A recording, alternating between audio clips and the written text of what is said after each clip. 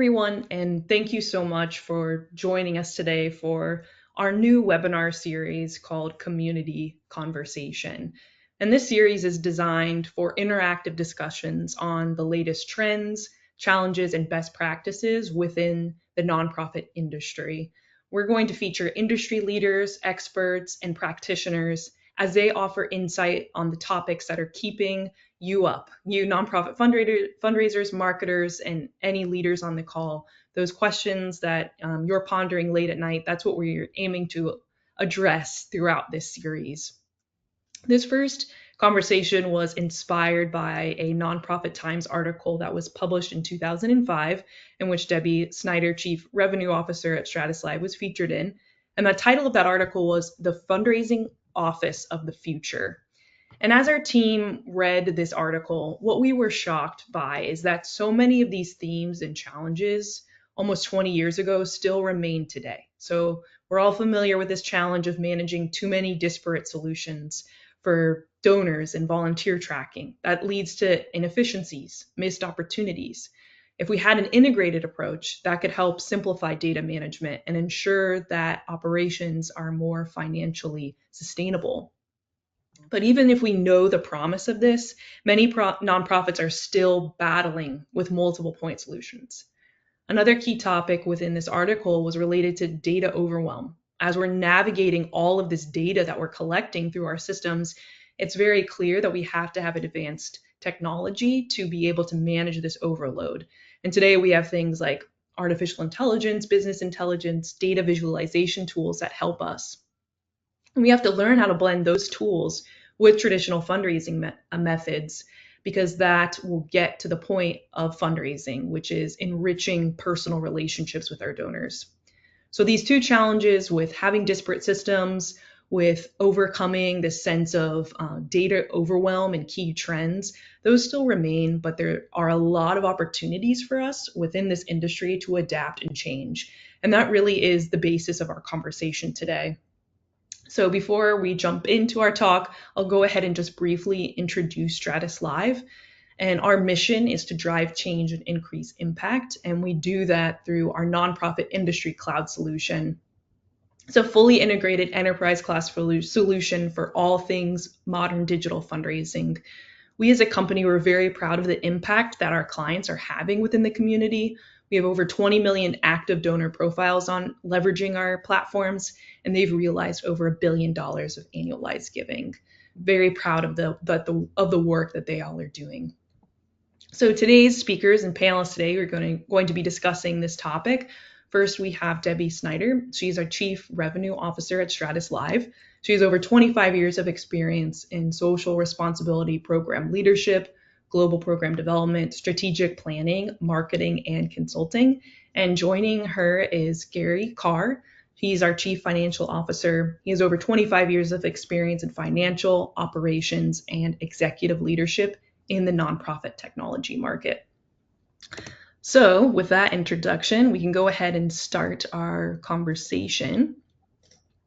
And the first question we wanted to talk and dig into was this importance of this integrated cloud. And we know back in 2005, the nonprofit tech space highly valued integrations. And the fundraising philosophy seemed to focus on just buying the best of breed solution for every need. And my question to you both, is that still the case today? Gary, would you like to start us off? Yeah, great opening question, right? So is it still the case? Yes and no. There's more technology available than ever before. Sometimes that feels overwhelming to me, and I'm sure it feels overwhelming to our guests and our customers. But the false promise in there is the word best of breed. If I was advising anyone out there, I would say be careful about this notion that there is a best of breed in all of these different point solutions. It's a very different world than it was 20 years ago. And core systems that are running our nonprofit operations, there's a lot of technology now that covers all of the core technology, all of the basic business functions that you need. And so really, it's not about going out and finding the best of breed and linking them all together. It's about finding the solutions that will best serve your business and aligning a solution or two solutions to the needs that you have inside your organization. Debbie, I think it's a false promise to talk about best of breed anymore. And I think we've got to move beyond that. I agree, Gary. I think that is true. I think we've got to move beyond that discussion. And I think another thing that's causing this issue to resurface is consumers, donors, people that are giving to your organizations are more savvy than they used to be. And they're more used to they pay more attention to the user interface and how easy it is used. And what I mean by that, I call it sort of the Amazon effect. Most of us have been exposed to Amazon at some point in time, which was not true 20 years ago. And we're used to the concept that if you have an Amazon account, you use the same password to buy things, to watch Amazon videos, to access Amazon Prime, to do all the different things that you might do with Amazon. You only have to log in once and you can do all these things and it all looks the same. What we get feedback from a lot of our nonprofits, some of them have, it's not unusual for a large nonprofit to have 10 or 12 different point solutions, one for events, one for volunteer, one for giving. And the donors find that frustrating and challenging because that means there's a different login for each one of those and they have to keep all these things straight. And so more and more we're seeing the demand for integrated technology from the vantage point of making it as easy as possible for the donors and removing any points of entry from your donors. And so when I reread that article, my team, we actually had a great kind of a chuckle reading this article from 20 years ago, because so many of the things we have definitely made progress, but in other ways, we're still struggling with some of the same things. And all of our sentiment is we don't want to be having the same conversation 20 years from now. We want to, really conquer some of these things and get to the point where we have more consolidated solutions. Yeah, and I think, Debbie, again, if I look at it from the finance and operational side of things, the fewer solutions I have to manage, the better. The less expensive my tech stack will be, and then the more time I can spend maximizing my utilization of what I've got, rather than keeping my team trained on 10 different solutions, right? So the donors have got to figure out how to interact with, and how do they even recognize my nonprofit organization when they're seeing different interfaces every time they log into something, right? So there's that perspective. But does my own team know what they're doing? And with turnover, am I having to train and retrain, et cetera? So whereas 20 years ago, we were talking about best of breed because there was so little software in the industry. It was so young. It was so new. Right. Now we're so mature as an industry. Innovation's not going to stop, right? We're going to continue to see innovation. Yeah.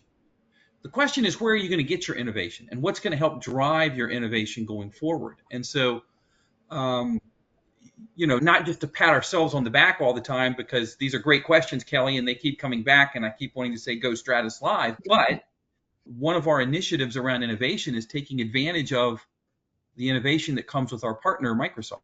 So we don't have to be the source of all the innovation. We don't have to have all of the best brains in the room figuring out what that next innovation is going to be.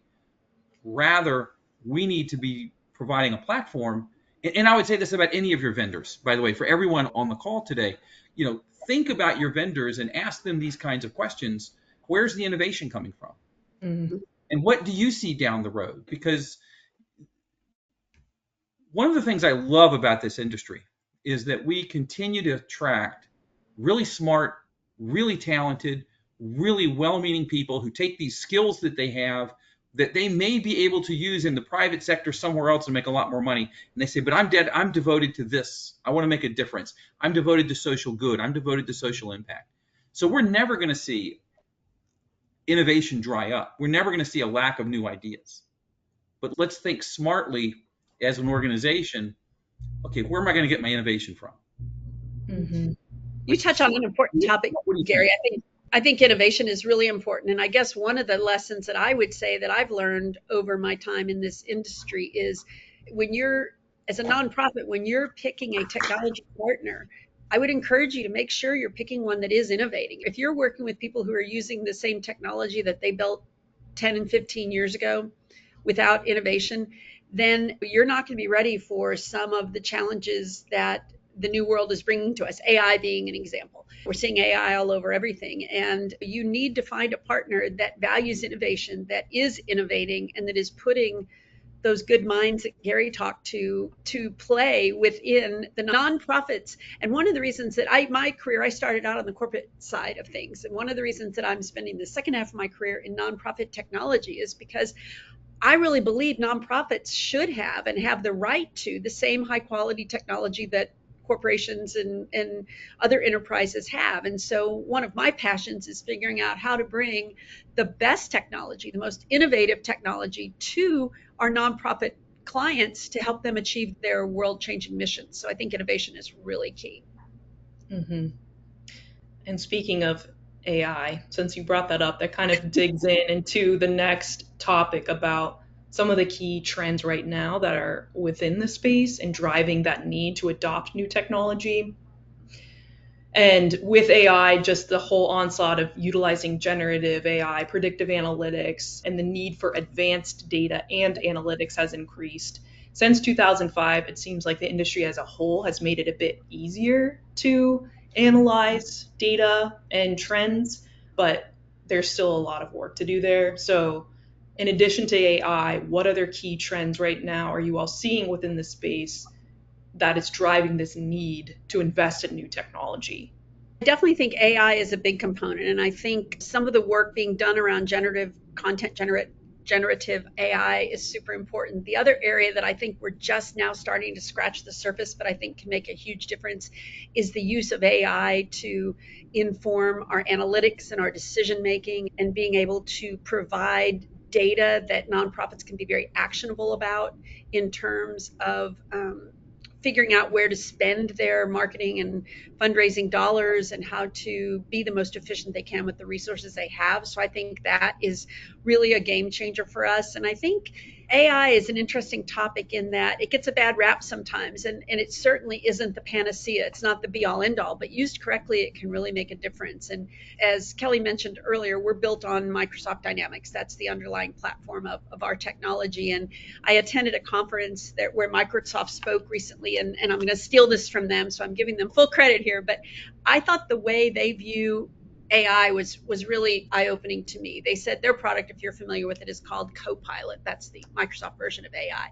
And they said they named it Copilot and not Autopilot because it still needs human interaction. And I think that's the thing that scares people about AI, is they think it removes the human being, and it should never remove the human being. And so I think that's one of the things that we're all wrestling with, and we're trying to be responsible with the use of AI. So I think there's a lot of things it can bring to the table that are very exciting, but we also need to never lose sight of the fact that it does require human intervention and human oversight to really bring it to its full potential.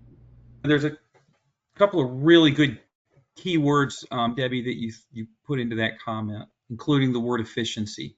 I want my life to be easier. I want my work life to be easier. Yeah. We all have bosses, and they all want us to do more with less. Mm-hmm. Or we have shareholders, or we have donors, or we have constituents and boards, and they're all asking us to figure out how to solve some of these business problems and expand our mission, provide more service, and do it in ways that take advantage of efficiency. Mm-hmm. So I really value technology that's going to make my life easier, not more complicated. And AI is scary because it is a little bit of a big unknown. And we read lots of things, and we hear lots of these bold declarative statements that none of us are going to have a job in 10 years, and everyone's life is going to be easier, and no one's life is good. There's all the headline grabbing stuff going on. But the idea of the Copilot, good. It really cuts through a lot of the uncertainty. We're still needed. People are still needed, right? We still need professionals. We still need experience. We'd love to decrease the turnover in our organizations. We'd love to increase the stability.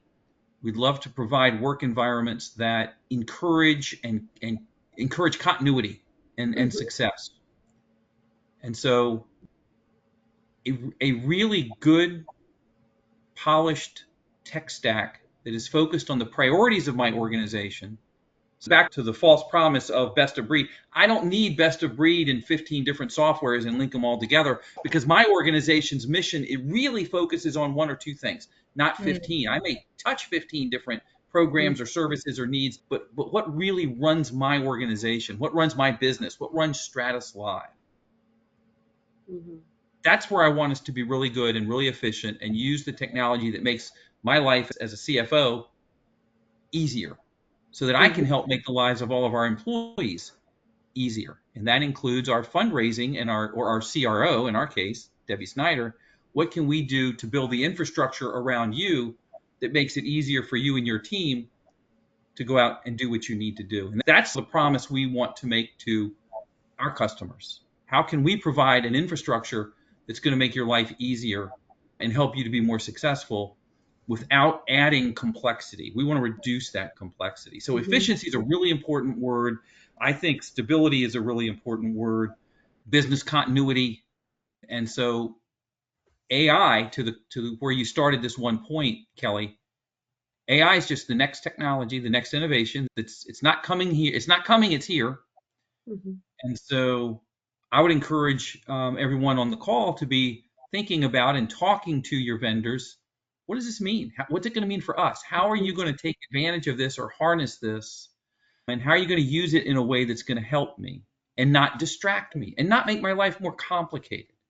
Right. And I hope we're not having the same conversation about AI in 20 years. I hope we're saying, wow, it really, there were a few bumps in the road, but it really worked out the way we wanted it to work out. And here's how our life is easier, better, more stable, more efficient from a work perspective. I think from our perspective and how we've been incorporating AI into our tool set, it has focused on the efficiencies in that wherever our nonprofit is interacting with our tools, we want them to be able to leverage AI in that system already instead of having to go to another platform to leverage the generative or to leverage predictive analytics. It has to be where they are, and that helps increase those efficiencies and that they can get the most out of it.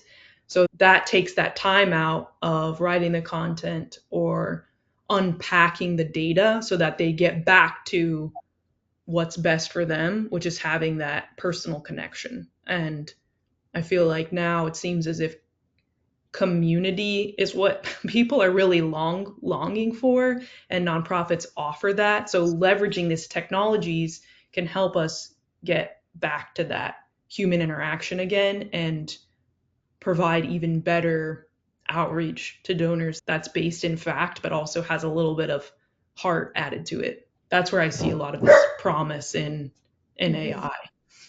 Mhm. But that is if That's a great nonprofits word. are willing to embrace it. That's a great word, Kelly, community, right? Yeah.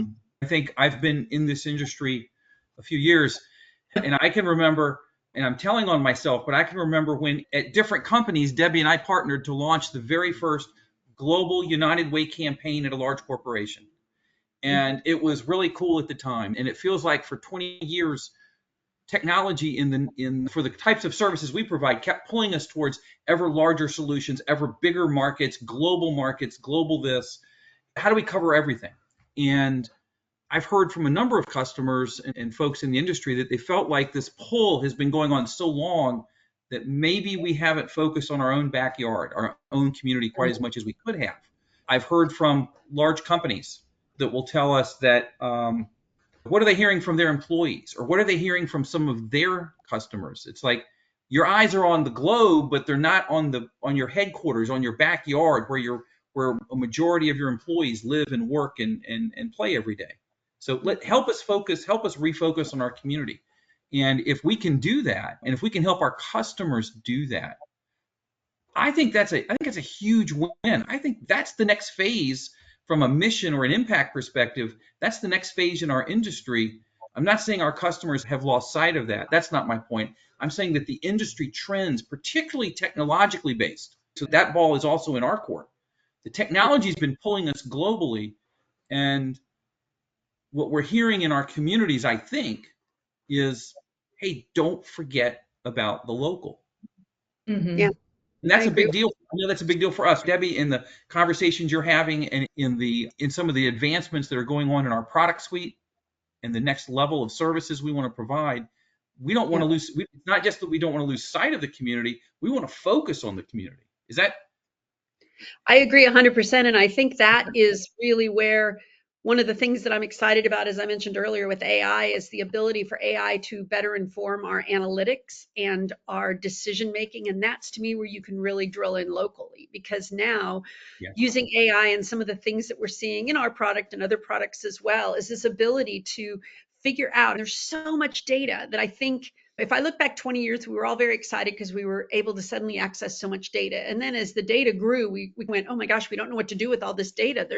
It's overwhelming. And which data do we look at? And you can just start spinning around in your own head about what do I look at? And I think one of the most helpful applications of AI that I'm seeing that I think is going to really innovate in our industry is the ability to use AI to focus the analytics to tell you what you want to know. So to your point, Gary, to get more local, which I think is super important, you can use AI algorithms and use that data to get hyper focused on what's going on in the community and how to better interact with your community and how to reach people, reach donors, meet donors where they're at and where they're interested and what their areas of focus are, as opposed to, I think when big data first came on the scene, we were one size fits all.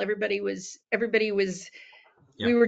We were focused on just applying this information to a broad audience. And now I think it's time to back up and say, wait a minute, what does Kelly really want to hear about, and what makes her feel more engaged in my organization, and what are Gary's particular interests, and how can I get Gary engaged locally in my organization? And I think that AI is helping us make some of those decisions and make them more, back to your word, efficiently, so that we can crunch those numbers and figure out the right actionable strategy to help our organizations impact their mission and do locally. And I think it's the whole phenomenon and I see this also as a generational shift. It used to be that people you'd get a donor and they would give to your organization for 30 years. And it's not really the case anymore. Now you need to engage donors, the younger donors, you need to engage them specifically around causes and efforts that they are passionate about. And I think some of this analytics will help us do that more effectively. I hope so. I hope so. I think it's needed, and that's a great way to explain it, Debbie. On the topic of data and having so much of it and not knowing what to do with it, I know we uncover at times that some of our clients are hesitant to get rid of some of that data. And even if it's not helpful or effective data anymore, they hang on to it. And from our perspective, it's important for us to guide them through that process of understanding what is and isn't important to keep anymore and how that might be preventing them from moving forward. Do you still see that being an issue in this space moving forward? How can we best effectively coach nonprofits and others that there's got to be a digging in to figure out what is and isn't needed to be effective?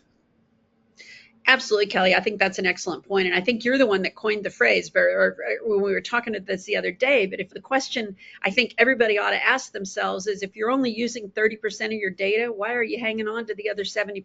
Because it just makes it unwieldy and frankly expensive. And I think we need to do a better job of understanding what we're not using, and again, my word of the day, being more efficient with the data that we do find important and the records that we do need. And I think that is important. And I think a lot of people are afraid.